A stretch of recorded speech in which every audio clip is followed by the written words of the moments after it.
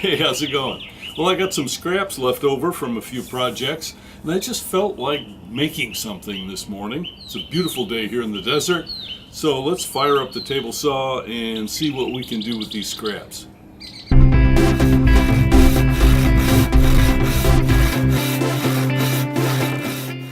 Well, it's a beautiful spring morning here in the desert. Birds are chirping, and it's a perfect day to fool around here in the shop. Let's make a small box. I think I have enough scrap pieces to do that. And as you know, remember from school, if you make a rectangle or a square, then all of the interior angles must equal 360 degrees, just like a circle, right? So that's 90, 90, 90, and 90. But we're not necessarily stuck with that. So what if we wanted to make, say, a hexagonal box? Then our 360 is divided by 1, 2, 3, 4, 5, 6 angles, which equals 60 degrees. But if we're going to miter these corners, we have to cut that in half.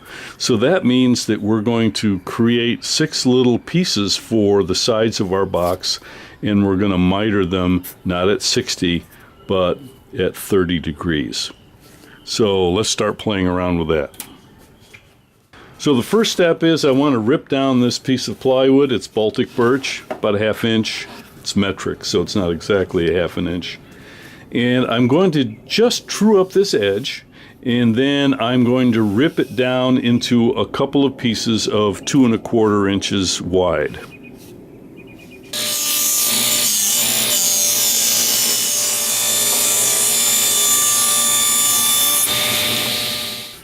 Well, since these pieces are scraps, they've got a few screw holes and things in there. So my first step, I want to cut 6 equal pieces of 5 inches long each, and then from there we can start mitering. So let's clean this stuff up.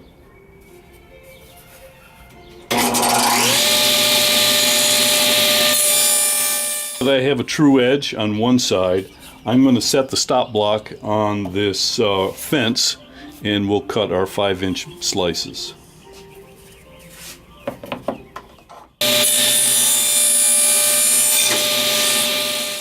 Okay, we have our 6 sides, all 5 inches long. So let's set up our miter for 30 degrees and make some cuts.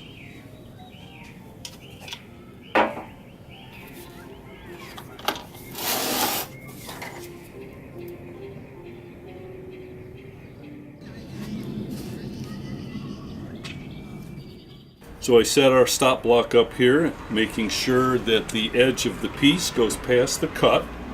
And I'm not sure what this final dimension is right now. I didn't measure it. It doesn't really matter because they'll all be the same length, and that's important when you're making picture frames or any kind of mitered construction. If the pieces are not the same length that are opposing each other, then your box will be crooked. The other thing we made sure is that the blade is high enough to cover the top of the cut. Let's use a small clamp to hold these pieces in place so that I can keep my hands over here and away from the blade, because the blade is set very tall, and that's always a lot more dangerous.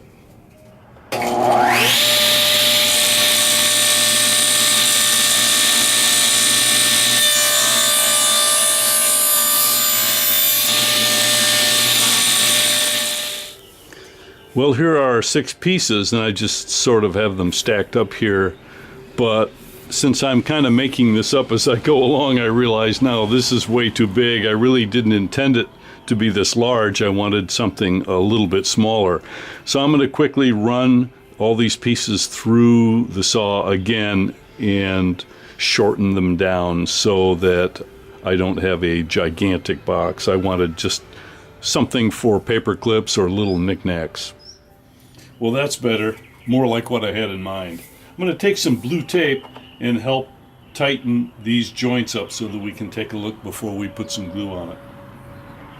Okay, here we are, blue tape to the rescue.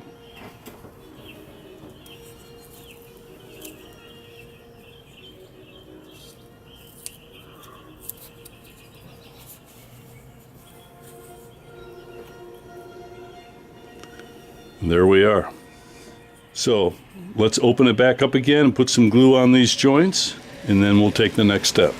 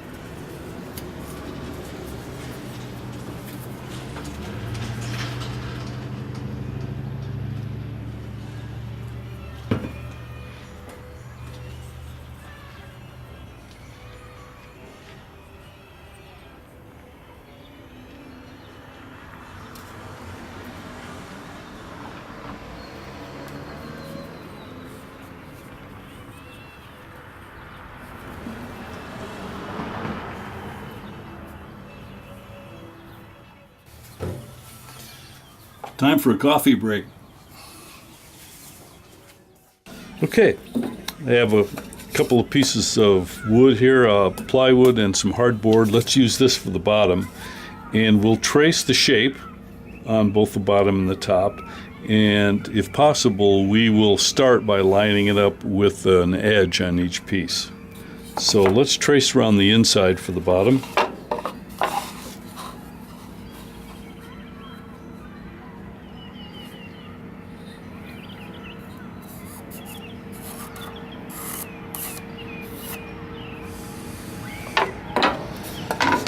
And then around the outside for the top.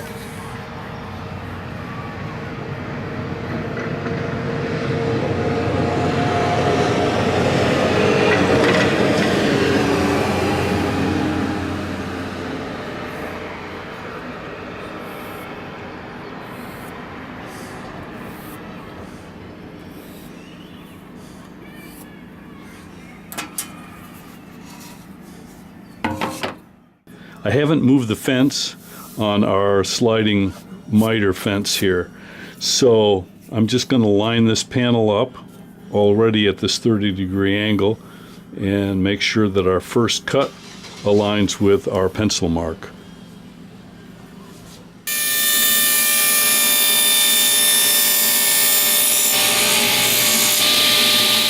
Now I should be able to rotate this piece around to make additional cuts.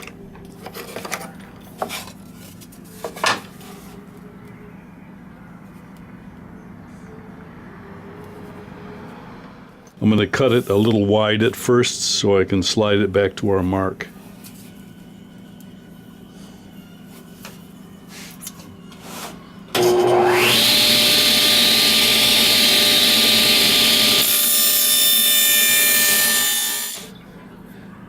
So the first 3 cuts aligned themselves.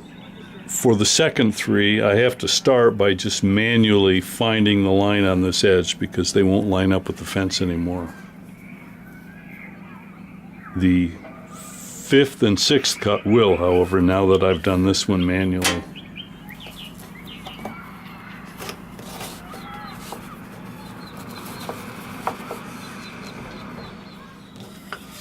All right, well, let's see if it fits. This will be our bottom piece. Here we are.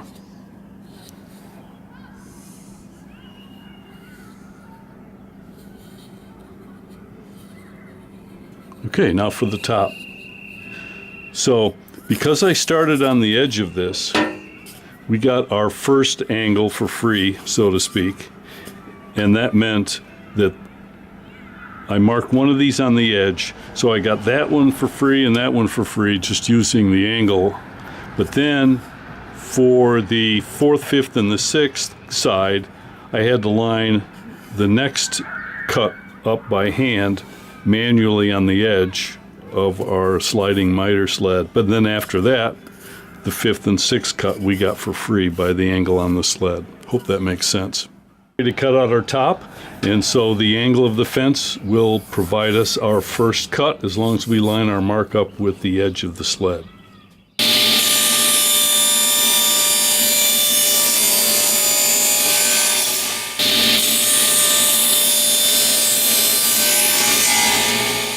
Well, before we start sanding and trying to make this thing look a little prettier, I'd like the top to be able to set in. So what I think I'll do is I will create just a little bit of a rabbet around each of these edges so that it will pop down inside and kind of position itself.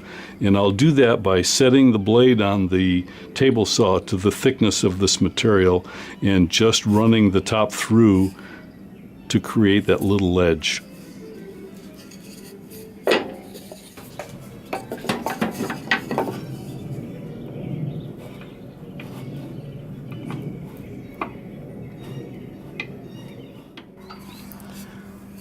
Well, wouldn't you know it, the camera battery got too low and the video shut off.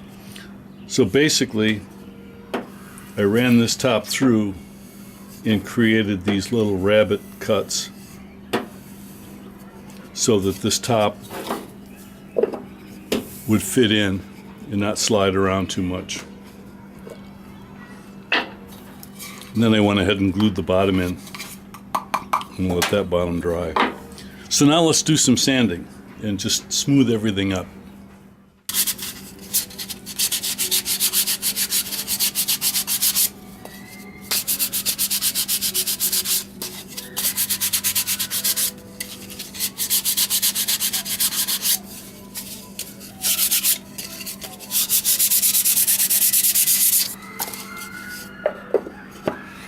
All right, everything's lightly sanded. I did 80 grit and then like 150 grit sandpaper.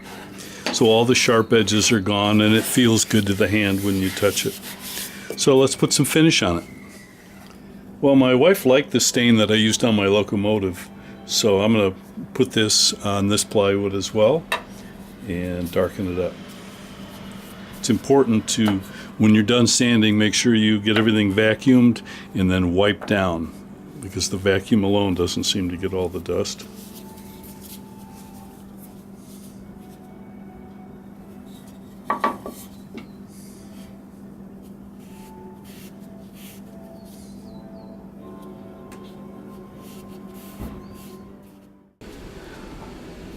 Well, this dye is pretty much dry here. It is a water-based product, so sometimes that will stand up some of the wood fibers, and so what I do is take a little bit of 600 grit sandpaper and extremely gently just rub it a bit to take the hair down.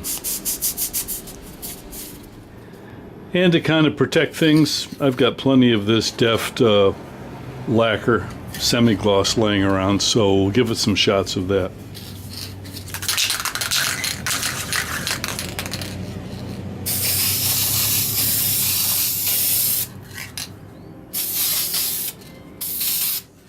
Well, that completes this project. This one's all ready to store your dreams. It was pretty easy to make. We finished it in just a few hours today.